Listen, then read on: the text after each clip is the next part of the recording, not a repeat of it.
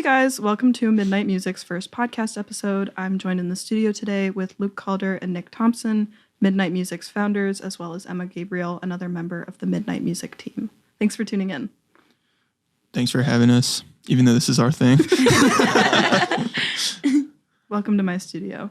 Thank you for hosting. We appreciate Welcome it. to the crib. MTV Cribs. So I guess just to start off, if each of you could just, introduce yourselves a little bit, name, major, and what your kind of role within the team is. Yeah, so I'm Nick Thompson. Me and Luke are both co-founders, but I rep the CEO title just because it's I do mainly take part in the logistics side of things, as well as I'm a content creator independently, both for different artists and also for the team. Major, I'm a media arts production major. It's about it. I'm graduating this year, so yay! Money for fun. Thank God. I'm Luke.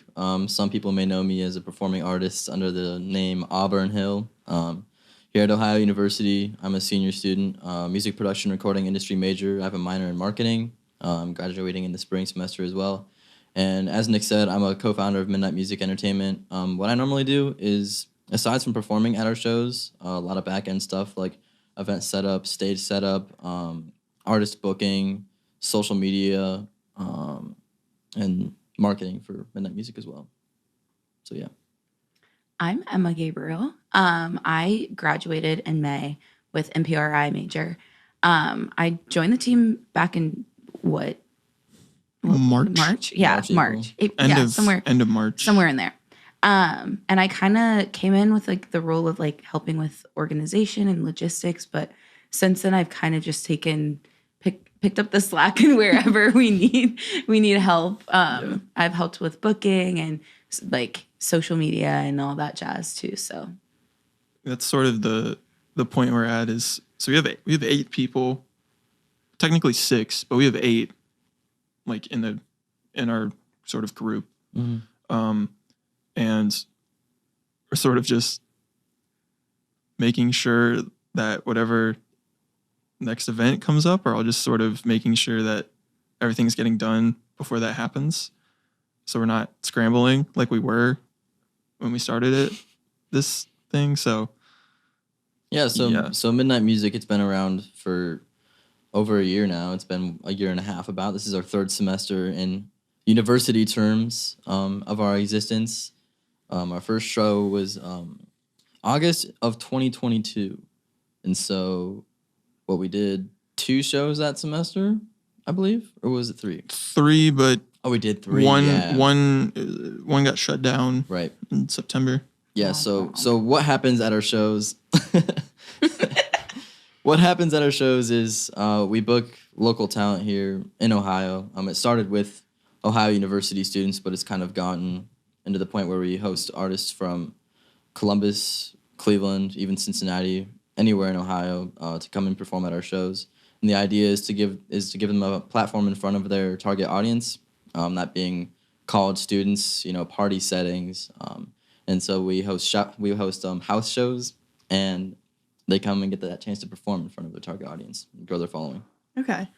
So I guess, kind of going off of that a little bit, I was wondering if the two of you could tell me about, how and why you started Midnight Music. You want to go? I was going to give it to you since you came to me with the idea.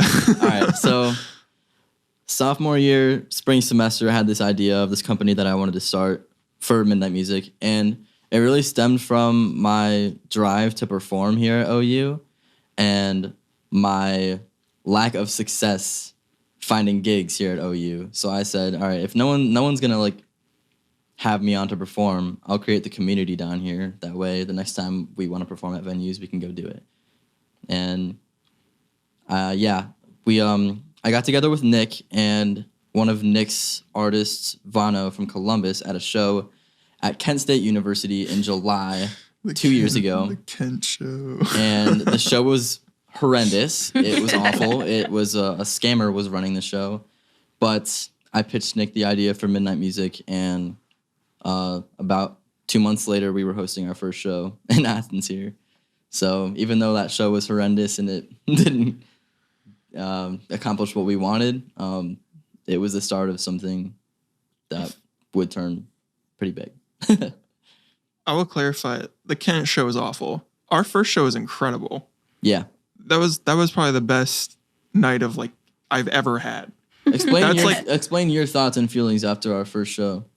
I mean, I'm not sure about artist perspective, but just being there as a sort of manager / just making sure everything's chill and like content creator and all that. We had a lot of people turn up, which is we were not expecting. I think we did not expect. We had, so just for some context, this show is at 45 Mill Street, which the yard is not that great. Like it's on a slant and it's kind of small. Like it's not really built for. We chose it because they sort of have a porch that's great for an artist to get up there and move around a little bit. What's not great is the actual like platform for the audience, which we were sort of concerned about, which, fast forward, it didn't really matter, thank God. But like overall, I thought for a first try with no drinks, really, like I don't think we had drinks at all, did we? Yeah. I mean, I thought it was great. I thought it was good.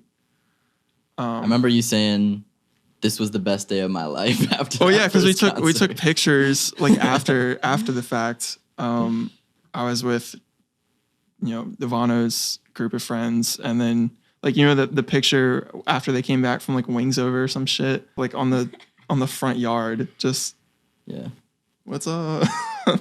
Like I thought it was great. So I don't know what your thoughts were. Like I thought it was perfect. It was everything I hoped it would be. So we did another one. Then we did another one. Then we did another one. Another one. Another one. Sort of DJ Kelly. Sort of expanded out on that. So I guess if you want to go back to the premise of why, it's because Luke said, there was no place for it. So no one was hosting rap shows.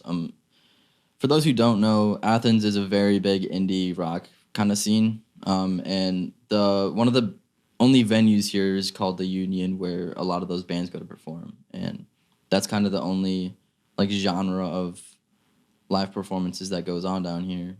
And we wanted to create something where rappers could perform. Okay, so Emma, I was wondering, you're going on a year with Midnight Music. Can you tell me a little bit about what made you join? First of all, a year, that's insane. Like, that's actually crazy.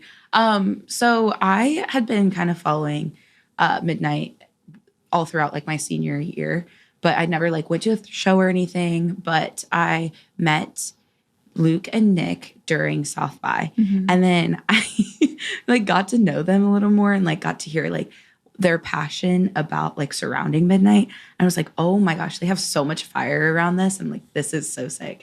And then I remember having a conversation with Nick. We were all in South by and we we're hanging out. And I don't remember whose hotel's room that was. We were in Jesse and Faith's hotel room and we were just like kind of hanging out as a big group. And I pulled Nick aside. I said, I want in. I was like, I don't care like what you have me doing. Like y'all are doing something and I want to be a part of it because like it's so cool. Like the platform you're giving artists and so the rest was history.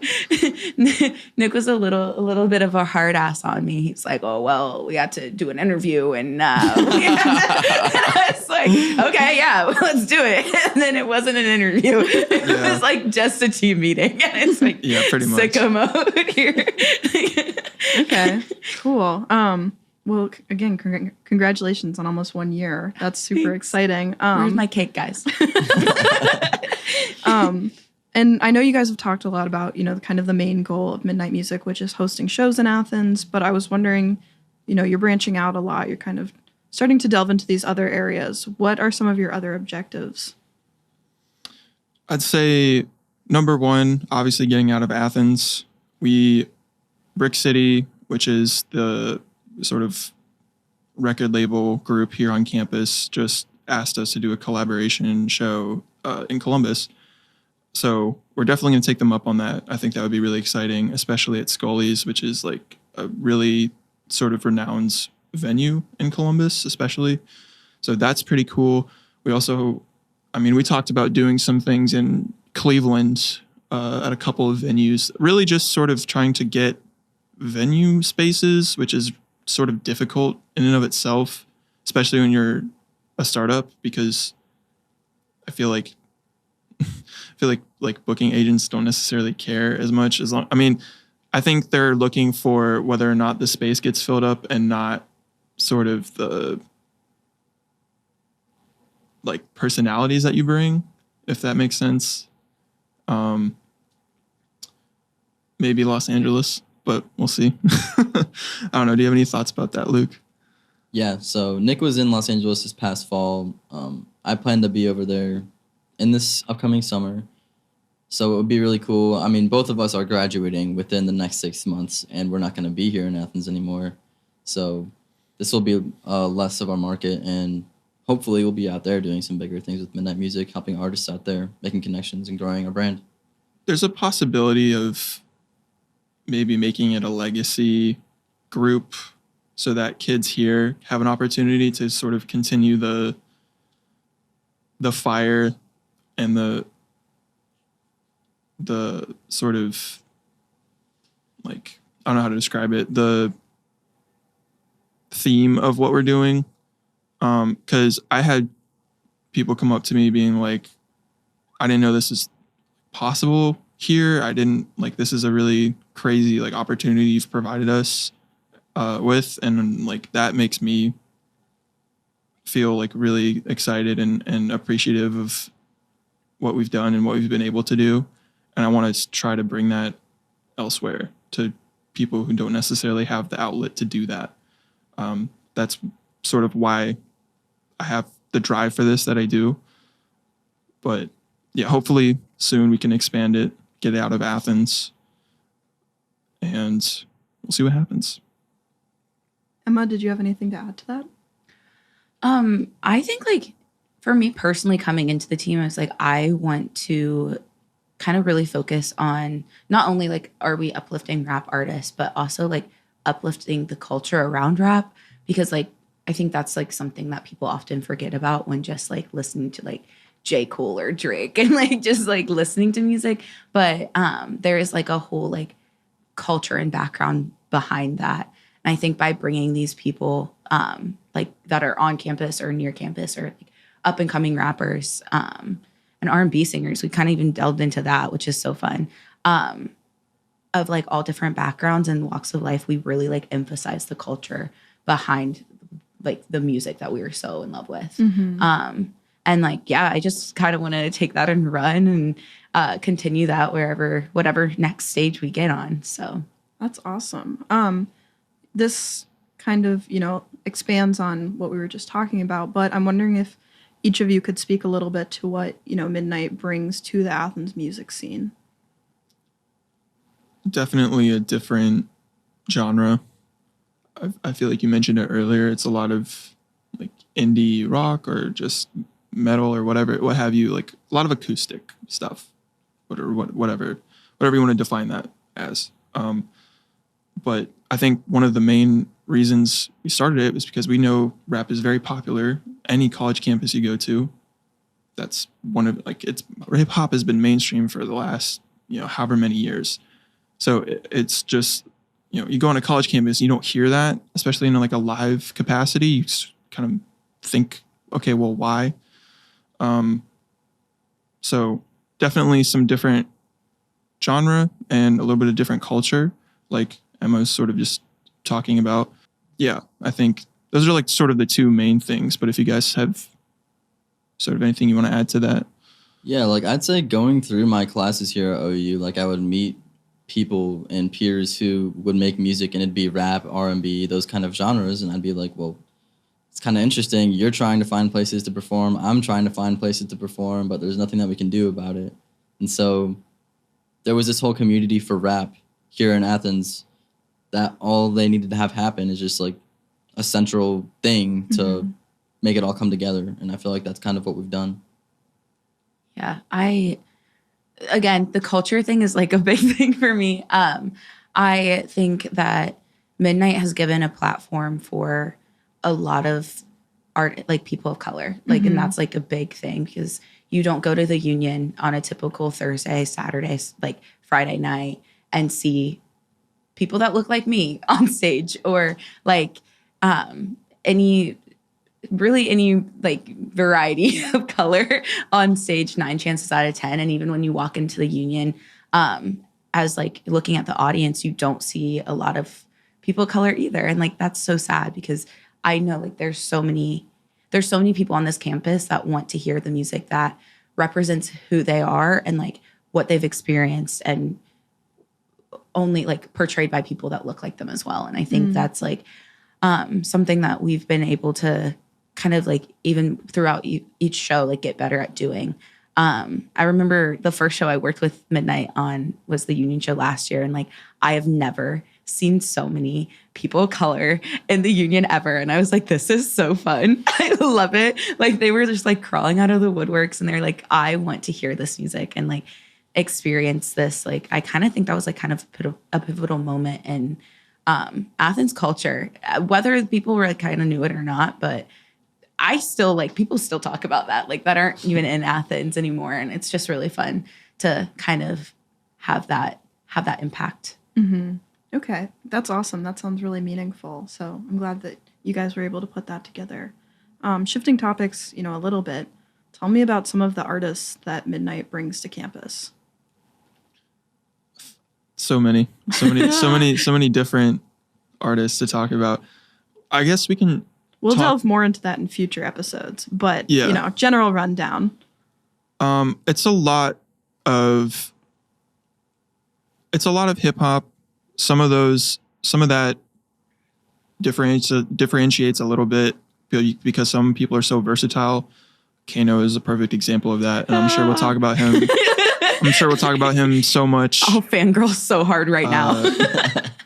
After this, but a lot of hip hop, a lot of R&B, some pop singers, which we're trying to. I think obviously the main focus has always been hip hop, but obviously there are some artists like Lil Jack or I think Brody does a little bit of pop stuff too. I don't remember,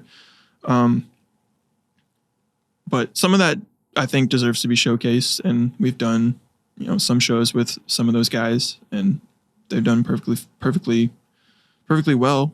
Good music brings good crowds, so we get hype music, we get slow music, we get lyrical music, we get everything in between. Yeah, no, absolutely. We kind of definitely have a roster that like brings every like different subgenre of rap too, like Detroit rap. It's just like it's a lot, and it's so fun to kind of see how all of these different genres mesh into one show. Okay, cool.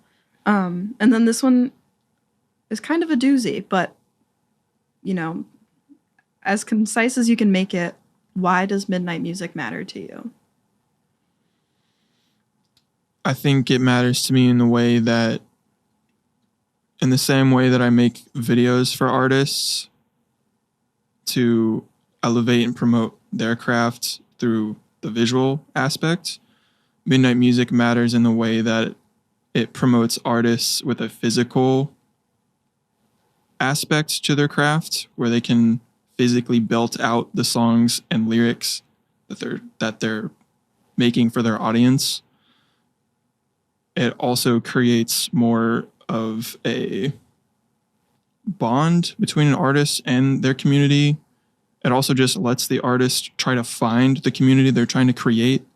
And I think that's something that, especially nowadays with music being so accessible to literally anyone on earth, and people can make music, from their own home, it's getting harder and harder to find the community that you're trying to make for yourself, or maybe define it for yourself. And I think performing live gives you an opportunity to do that and see who your vibe is and who it's not. I'd say those are like the 3 main things for me. Why does midnight music matter? Nick mentioned the word community, and I think that's very important because a lot of these guys, they don't have anyone to make music with, and perform with, and do all that kind of stuff. So I think that's a very, very important aspect, especially considering how important collaboration is in this digital age that we're in with TikTok and Instagram and Spotify and streams. Yeah, so like live music in general is just like so powerful and healing. Live music especially. There's a running gag within the Midnight Clan, the team, that every show we do, I just cry. Like it's just a moment in the show that I'm like watching it like come to life, and I'm just like sitting there just like sobbing. And it's like because it's just so overwhelming and powerful, because seeing these artists that get so excited to perform and have a platform and like get hype in front of their fans or like people that might never have heard them before is so amazing to see. And like also artists that you believe in, like I said, I fangirl about Kano like all the time. He's just phenomenal. And like artists that you like, this is like the beginning chapters of their career, and it's so cool to be able to like, be like, oh yeah, like I was a small like little speck in their journey. And I'm excited to see how many artists that we've helped or like given voices to on stage, how many of them like just like do such amazing things. And also like being a part of the team that puts together these events that are kind of not heard of on this campus is just means the world. And so that's what midnight means to me. Just to echo on that too, a lot of the times the people that we go and find or come to us, it's their maybe first or second ever time doing a live event. So it definitely helps to sort of not teach them, but like get them used to that sort of environment, because if they want to like it sort of like confirms too for them if they want to keep doing music or not. Cause it's like, oh, I don't want to perform live. Then, well, SOL. I don't know what to tell you. So. Okay, cool. And then kind of to wrap things up on like a fun note, wildest dreams, what's your vision for midnight music? The next Rolling Loud. Give us Rolling Loud, bro. We want Rolling Loud. I don't know. I think a crazy music festival type thing would be cool, with not with mainstream acts though. I feel like you could have a mainstream act as like a sort of headliner or something like that, but sort of elevating local talent acts. Like Breakaway sometimes will find, local talent from Ohio and put them on when they do that festival in September, August, or whenever they do that. But I feel like it would be like really meaningful to sort of have that be a pop-up in multiple locations across the country. Like I said, I mean, I referenced Rolling Loud, but Rolling Loud has Miami, they have California, they have those might be the only two actually. New New York. Plenty overseas as well. But they do that, everywhere. But I feel like those openers are usually sort of established acts and not really local talent per se. Like I'm feeling like these promoters don't necessarily go out of their way to go and find what's next up, what could be next, and what could be interesting for like a live event. But that also just delves into a whole other can of worms of like booking and promotions and all that. So my wildest dreams for midnight music, I want it to be the destination for everyone right before they blow up. So right after they go through us, they're selling out every show, they're doing all the numbers, they're hitting the charts. That's a good way to put it. Yeah. Yeah, I agree with that. I think just like being the company that took a chance on artists that like were getting turned away, or labels didn't want to work with them on things, or for whatever reason just weren't getting the shows that they deserved. Because I feel like even like we've had some artists that like are getting ass. Like, like just like walk on our stage and be like totally okay with not getting paid. They just want to perform. And like you can tell that like people aren't willing to just take a chance on them. And like continuing that, but on a bigger scale, a traveling booking company, like kind of sick. But Should do a tour. oh my gosh. Our own And tour. then I think also like we've kind of chatted, like not officially, but about records or like being a record label, like having different branches of the Midnight brand, which I think could be such a sick idea, like management or like more like logistics outside of booking or just different departments, which also would be really sick. Cool. That all sounds totally awesome. I guess, do any of you have any parting thoughts? I appreciate everyone who's ever come to our shows. That means the world to me. I'm sure it means the world to artists. And I hope this year and this semester especially, we can close out our years at OU with a fucking fantastic, final few performances. So come through. See you at midnight. Hey, I was gonna say that. Dirty dog. Anyways, what Abby Hill said. Okay, awesome. Well, thank you guys so much for being on the podcast. This has been fun. Thank you for Thank you having so us. much. Yeah. Thanks for to everyone who hosting. tuned in. Thanks for hosting, Julia. No problem.